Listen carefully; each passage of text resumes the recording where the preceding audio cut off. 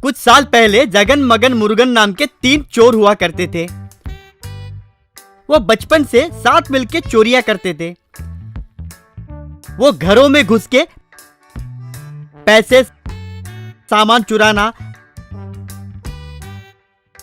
लॉरियों में चावल की बोरियां चुराना वगैरह करते थे।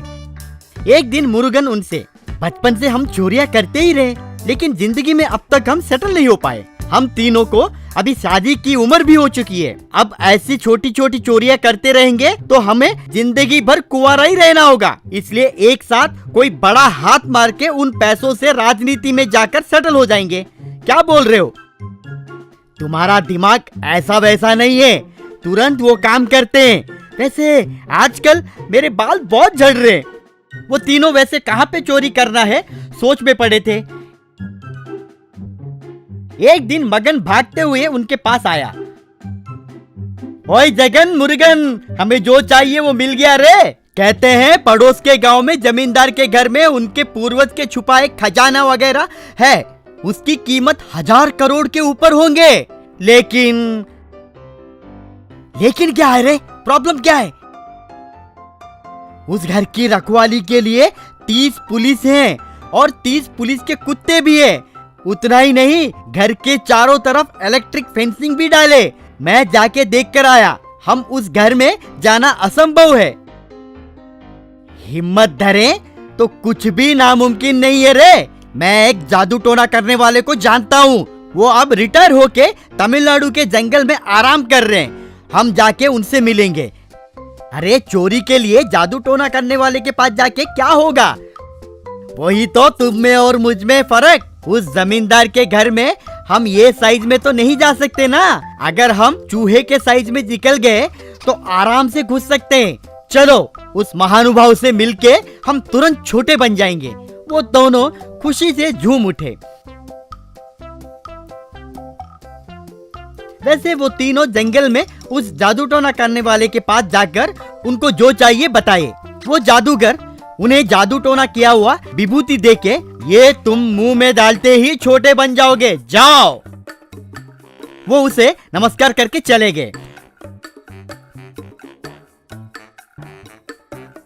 गांव में आए तीनों चाबी तैयार करवाए। ये यूनिवर्सल चाबी है रे, इससे हम कोई भी अलमारी खोल सकते हैं। अब सब कुछ तैयार हो गया है। अब तुरंत जाके उस विभूति को मुंह में डालते हैं। चलो। तब वो तीनों मुंह में विभूति डाले। बस बात खत्म। वो सब लिलीपुट में बदल गए। उस चाबी को देखकर मगन, अरे ये चाबी क्या है रे, इतना बड़ा हो गया। उसके सर पे एक मार के, चाबी बड़ा नहीं हुआ रे कम्बट, हम छोटे बन गए, भूल गया क्या? वो तीनों उस चाबी को उठाकर जमींदार के घर के कंपाउंड में एंटर हुए। वो तीनों पुलिस के कदमों से बचकर अंदर जाने लगे। वो वैसे अंदर गए। वहां पे एक बड़ा अलमारी था। वो उस चाबी को उस अलमारी के छेद में डाले, जबरन उसे घुमा लिए। वो अलमारी खुली। उसमें सोने की जेवरात और हीरे मोतियां देखकर खुश हुए। वैसे तीनों उन खजानों को सर पे रख के बाहर आए।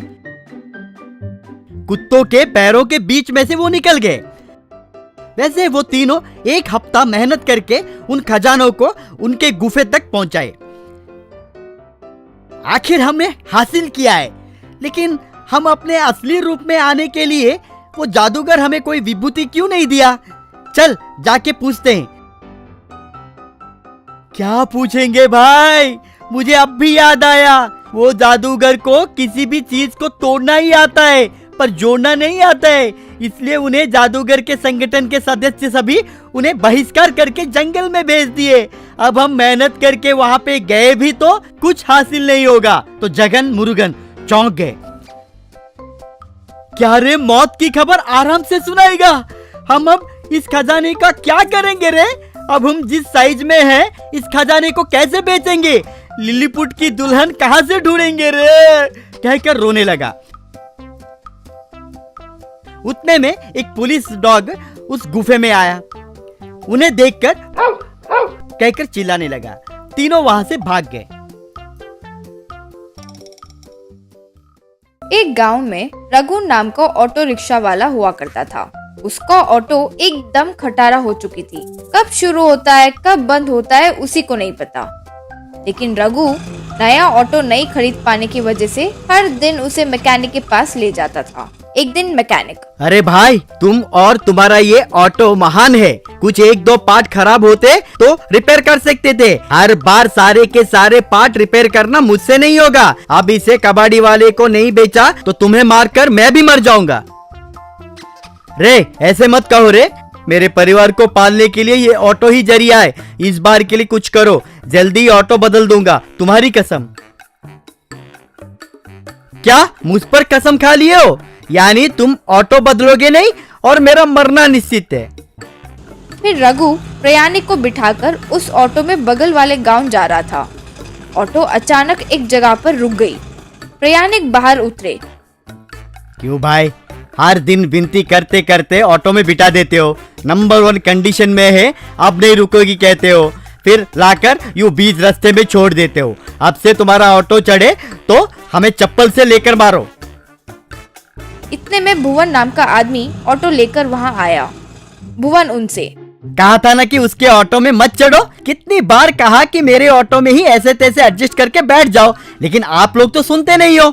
आइए, अंदर बैठे हुए लोगों के गोद में बैठे। आइए आइए, अंदर आइए, आइए आइए। सारे लोग भुवन के ऑटो में ऐसे तैसे बैठकर चले गए। उस दिन से रघु के ऑटो में लोग बैठना बंद कर दिए।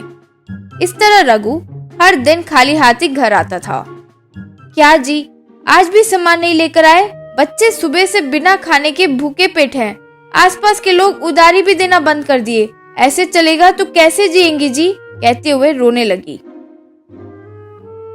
रो मत, इतने दिन हम हमारे ऑटो पर भरोसा करके जिए, अब लगता है बेचारा उसका अंत आ ही गया है। मैं पहले जाकर कबाड़ी वाले के पास ऑटो बेचकर घर के लिए सामान लेकर आता हूँ, बाद में कोई भी कूली वाला काम कर लूंगा, तुम घबराओ मत। कहते हुए चला गया। रघु ऑटो को धक्का मारते हुए जा रहा था।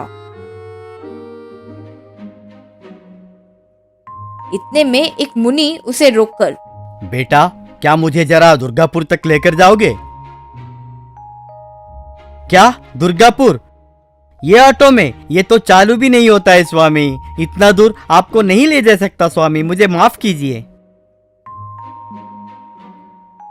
तो फिर एक काम करो बेटा, कहकर एक छतरी निकाला।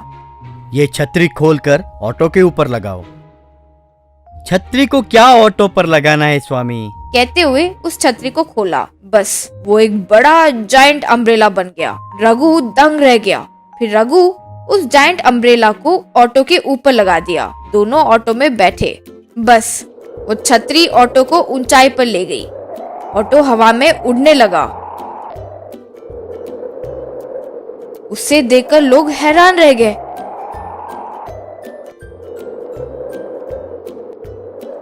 फिर वो छतरी ऑटो को दुर्गापुर ले गई।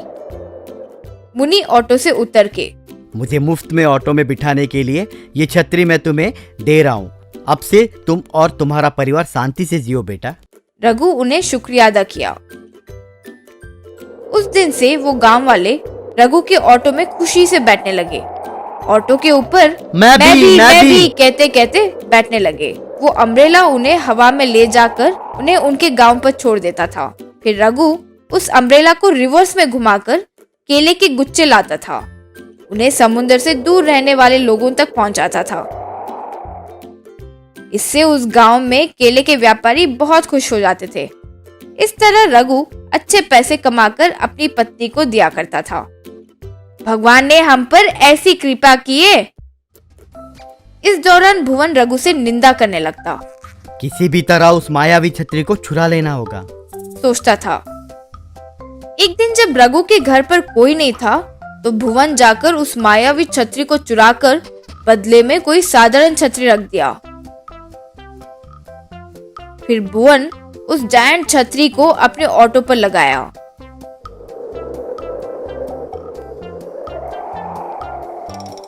फिर ऑटो में बैठकर, हाँ आइए भाई आइए, आपको सिर्फ दुर्गापुर या चंपापेट नहीं बल्कि सीधा अमेरिका इंग्लैंड तक लेकर जाऊंगा। आइए जल्दी आकर बैठिए, यूं पुकारता था। लोग उस ऑटो के पास आने के पहले ही वो ऑटो हवा में ऊपर उठा। अरे रुक, इतनी जल्दी क्यों उड़ रही हो? लोगों को बैठने तो दो।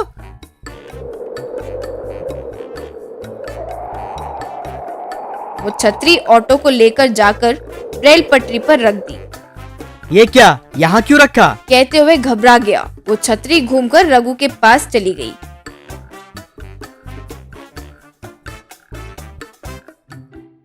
इतने में ट्रेन आने लगी। भुवन ऑटो को चालू करने की कोशिश किया, वो चालू ही नहीं हो रहा था। ट्रेन बहुत करीब आने की वजह से वो ऑटो से उतरकर भाग गया। ट्रेन आकर उस ऑटो को मारकर चली गई। हाय राम, मेरा नया ऑटो, ज्यादा की लालच में जो था वो भी खो दिया रे।